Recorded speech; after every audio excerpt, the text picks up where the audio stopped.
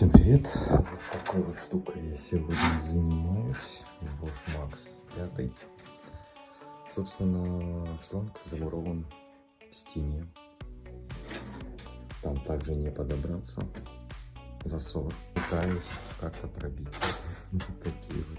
Так что, друзья, когда устанавливаете машинку, заблаговременно думать о том, что ее придется ремонтировать.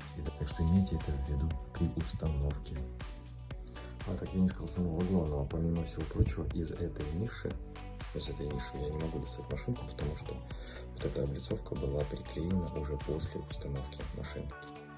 То есть еще вот такой вот нюансик небольшой. Тут есть